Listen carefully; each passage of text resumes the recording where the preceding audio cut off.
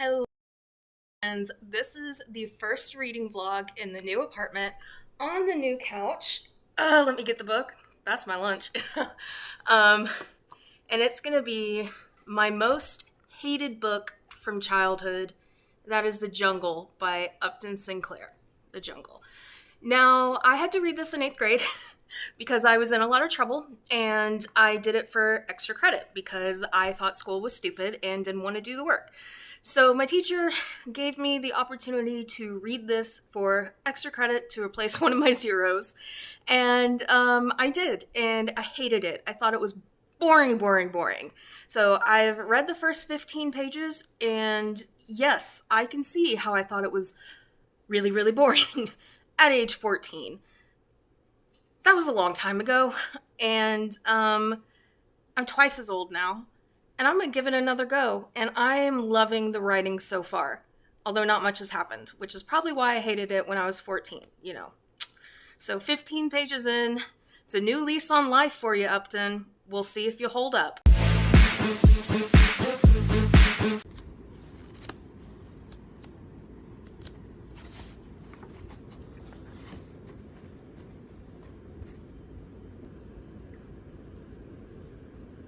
So one thing I probably should have mentioned in the intro is that I'm actually reading this for a novel I'm working on. This takes place a little bit after the novel I'm writing takes place, but this is kind of my main character's worst fears come to fruition. So while this will give me how bad it became, I think it's a good resource to see how bad things became, and I can sort of draw on that to get the start of it. So that's why I'm reading this, but I am liking it.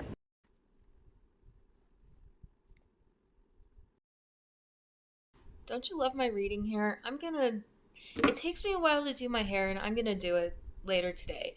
But I can definitely see now why I found this really, really boring at 14, because chapter 3 was just explaining the factory process. And I find it pretty interesting now, but it did go on a little too long. It was like, okay, we get the idea. It's gross. That's kind of, I mean, early 1900s writing. So, yes, I can see why I found it boring. I did kind of just find it boring a second ago because it was like, no pun intended, it was kind of like beating a dead horse, or in this case, beating a dead pig. Like, we get it. It's awful. Move on. One thing I did not know about this book, read it at 14, is that the whole thing is socialist propaganda. Like, literally, that's what it is. And I am not a socialist, I am a liberal, and first of all, the American dream is a lie. It's just a lie. I don't think too many people believe it anymore, but this is basically about how a bunch of Lithuanians' dreams get crushed. And I'm thinking that the main character might be a metaphor, allegory for capitalism. We hear the word laissez-faire, and he kind of is like scoffing at all the people who are warning him about how bad it is. He's like, "Man, screw you guys! All you gotta do is pull yourself up by the bootstraps." And then he's like, "Oh wait, I don't have bootstraps." And there's not to say that there isn't some truth in that, but it's not completely true. Everybody has the same advantages in life as other people. And this shows us that. It shows us how vulnerable these immigrants were. And in some cases, they still are. A lot of my students were undocumented when I worked the inner city. And I'm not sure if these people are undocumented. Um, it didn't really say, but it's going into unions and workers' rights, and the main character's like, what rights do we have other than a job? So we don't even really have the right to a job. So obviously we can see his capitalist sentiments, but let me read this to you really quick. It took a couple of hours to get them out of the way, and in the end, Jurgis is the main character, Jurgis saw them go into the chilling rooms with the rest of the meat, being carefully scattered here and there so that they could not be identified. When he came home that night, he was in a very somber mood, having begun to see that at last how those might be right who had laughed at him for his faith in America. So that's on page 63 of like 345. So I think we are entering the second act. I don't know if this is 3-act story structure. It probably is. But yeah, poor Jurgis decided to take a quick break, and Felix didn't want to be held. Wiley did. So I'm hugging Wiley. I don't know if you can hear Felix's squeaking. You shouldn't have run. Then I would have gotten you, you jealous boy. Well, someone here got what he wanted. He's purring. Hear him purring? Oh, Wiley's jealous. Oh, the joys of owning guinea pigs. They're so sweet. Of this one. So I felt pretty good about that recommendation, and I knew it would be different in style from Greenbone and sort of Kaigen. What I'm really taking away from this is that 14-year-olds just should not read it. You know, and I think a lot of people, even adults, would probably find it boring just because it's really going out of its way to just tell you how bad things are without like progressing the story. I find it interesting history, and you know, my grandparents were immigrants, all that stuff. Not from Lithuania, Germany and Ireland and all that. But if you don't like long explanations and just misery, stay away. Quite a difference, huh? It took 2.5 hours, and it's probably going to take another hour to dry. Now, you guys know that I come on to YouTube with messy hair all the time. And I don't go out like that in public most of the time. Sometimes I do. But the thing is, you guys all know I have spinal arthritis, and it's really painful for me to do kind of this motion with my hair. I can't cook. But I don't know how many of you caught on to this. I talked about being Irish German earlier. I am more Irish than anything else. I am also part Jew, part American Indian, and part African. And I think the only way the African shows is in my hair curls. That's where I got the curly hair. The red comes from my mom. But also, like my mom, my hair is greasy. My dad and my brother do not have greasy hair. My sister does as well, but her hair is not curly. It's like wavy-ish. So, any African people out there, you guys know African hair can go 3 or even 4 weeks to 6 weeks without washing their hair, and it remains clean. It doesn't tangle. They put some product on it, and it stays beautiful. My hair's not like that. If I put anything on it, it's just going to add to the grease that's already there. So I have to use shampoo. And I actually heard this funny story about a friend of my sister's parents. So they're kind of like, they fostered a lot of kids, and the first black baby they got, they washed all his hair off because, you know, they're white. They don't know. They use shampoo, baby shampoo. You can't do that on that texture. Not necessarily the texture. Yeah, so we were talking about the jungle and how it's about immigrants, and, you know, I'm a white American, but I do have quite the ethnic stew in my blood. So I'm going to wait for my hair to dry. I'm going to read some more of The Jungle, and a lot of you were probably wondering, that is what's wrong with my hair. It's what I look like when I go into work, so rest assured. Well, I woke up with a migraine. Back to reading. So I've got my lunch here. Yeah, vinegar and ham. So good. Chapter 10, about 30% of the way through The Jungle.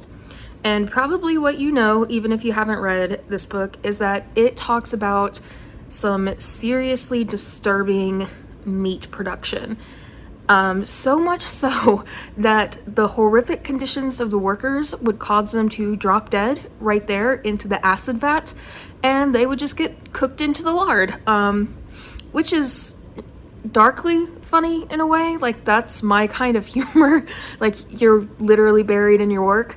But it was so bad that the canned beef they sent to the army ended up killing more of the army than the Spanish did. Around this time we were in the Spanish-American War, early 1900s. That's how we acquired Puerto Rico. I love Puerto Rico, great place to visit. Yeah, so if you just do not like miserable conditions, reading about how miserable people were, don't read this. As I've said before, I am enjoying it. Seems kind of like a weird word, but I'm finding it interesting. It is all telling, though, which makes sense because Upton Sinclair is a journalist, not necessarily a novelist. This is kind of narrative journalism, even though Jurgis and his family are fake people. I don't know. It's interesting. And I do not have high opinions of journalists just in general, but sometimes, like, we need them, definitely. And we need muckrakers, or else the world would not have changed. Was the population low class and mostly foreign, hanging always on the verge of starvation, independent for its opportunities of life upon the whim of men every bit as brutal and unscrupulous as the old-time slave drivers. Under such circumstances, immorality was exactly as inevitable, and as prevalent as it was under the system of chattel slavery. Things that were quite unspeakable went on there in the packing houses all the time, and were taken for granted by everybody. Only they did not show, as in the old slavery times, because there was no difference in color between master and slave.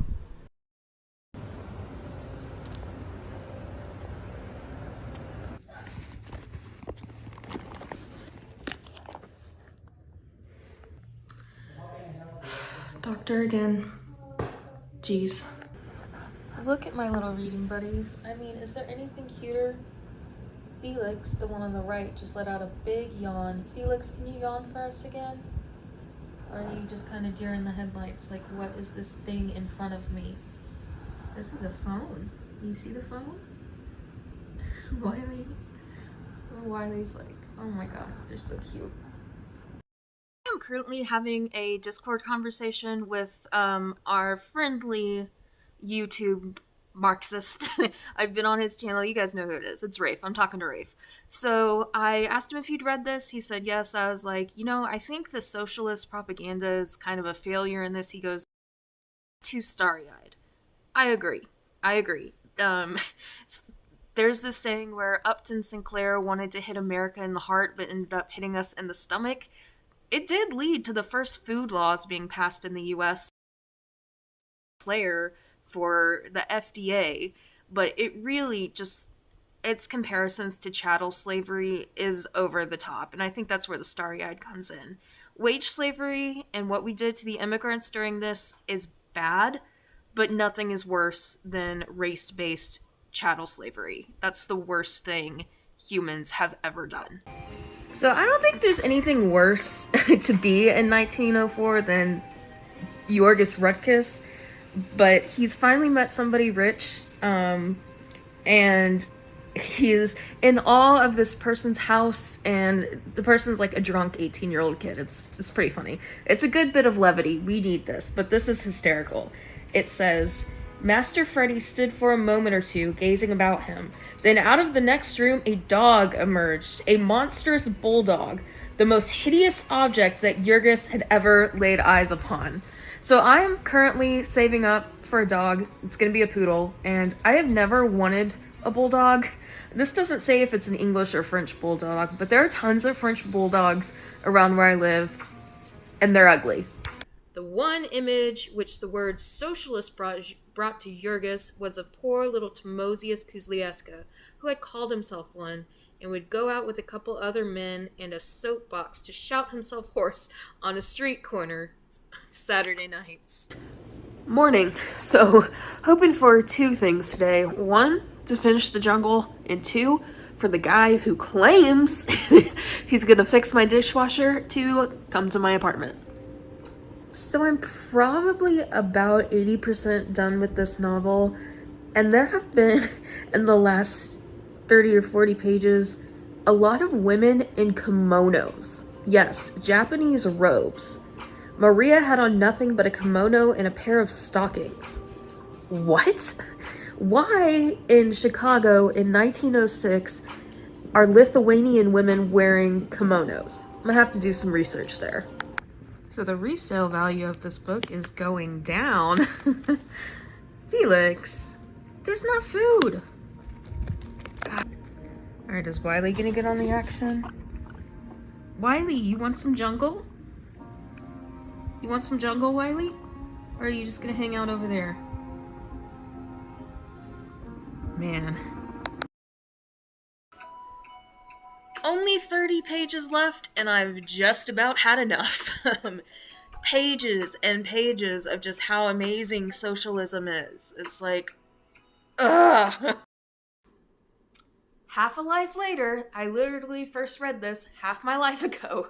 I have completed The Jungle by Upton Sinclair again. And I've tabulated just parts that I think are going to help me with my novel. And kind of fun fact, because I'm about to talk about teaching, if you see right here where it says the property of the English department, I got this secondhand, obviously, at a Half Price Books, and the English department this book belonged to is a high school in the same district where I did my student teaching. Not the same high school, it was the high school on the other side of town. But if you've been watching this channel, you know I was an inner city teacher until like a few months ago. I just left for the country, and rural poverty is where I'm working now. It's just as impoverished as the urban environment I was in, but it's a different world. It's a small town. So this is urban poverty.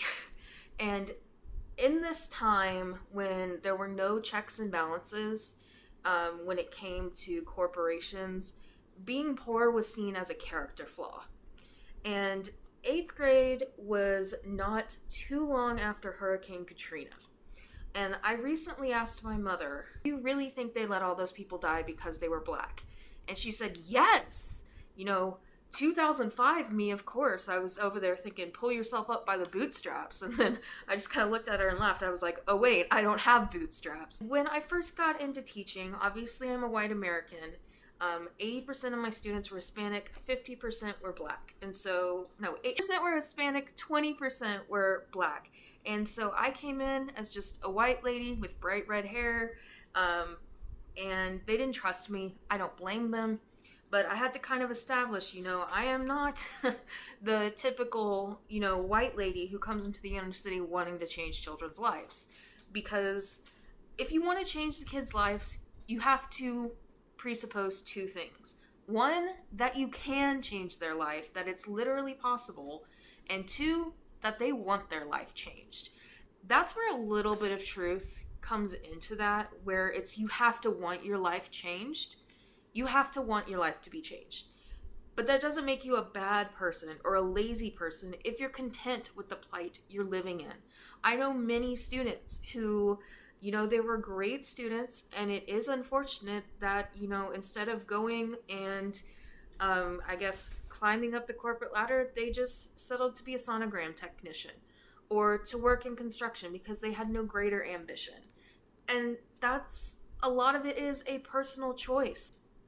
A lot of the really, really wealthy 1%ers where I grew up around still think that it is a character flaw, it's their fault they're poor, they didn't pull themselves up by the bootstraps and get out of it. Let's pull up my socks. Oh wait, I don't have socks. It's not that easy. So the book ends with a big call to action to the audience of go vote for socialists.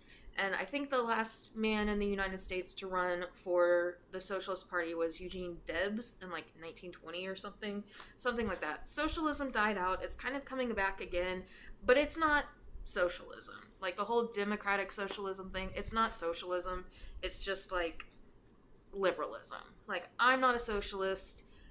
I'm a liberal. So yeah, this book did not make me a socialist.